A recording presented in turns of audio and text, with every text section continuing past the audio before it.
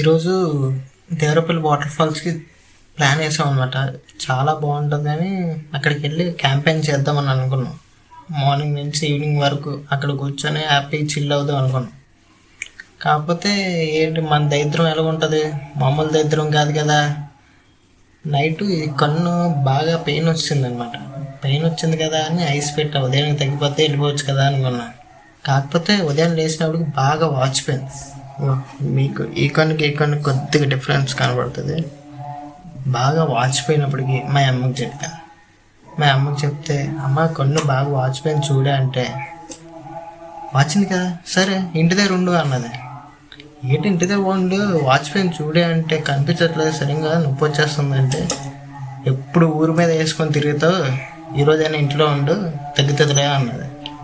సరేలే నేను ఇంట్లో కూర్చుంటే గుడికి వెళ్దాం పదా అన్నది. సరేలే ఈ అమ్మ పిలిచింది కదా, ఇప్పుడు వరకు వెళ్ళలేదు, విగ్రహం పెట్టిన తర్వాత అమ్మవారి విగ్రహం పెట్టిన తర్వాత ఇప్పుడు వరకు వెళ్ళలేదు కదా అని వెళ్ళాను. అంతే బొట్టేసి గంట సేపు కూర్చోబెట్టేసాను. అమ్మ కొన్ని నొప్పి వస్తుంది, ఇంటికి వెళ్ళి పడుకుంటున్నా అంతే. లేదు కూర్చో అన్నది. ఇంకేం చేస్తాం, అమ్మకి ఎదురు చెప్పలేం కదా. కూర్చొని వచ్చిన తర్వాత తినేసి ఇప్పుడు వీడియో చేస్తున్నాను అనమాట. ఈరోజు వెళ్ళడానికి అవ్వలేదు కానీ నెక్స్ట్ వీడియోలో మాత్రం ఖచ్చితంగా దేవరపల్లి వాటర్ ఫాల్స్ చూపిస్తాను. దానికంటే బ్యూటిఫుల్ ప్లేస్ ఎక్కడ లేదు, చాలా బాగుంటుంది. ఫ్రెండ్స్తో క్యాంపెయిన్ కరెక్ట్ ప్లేస్ అనమాట. అది చాలా బాగుంటుంది, కానీ కొద్దిగా జాగ్రత్తగా ఉండాలి.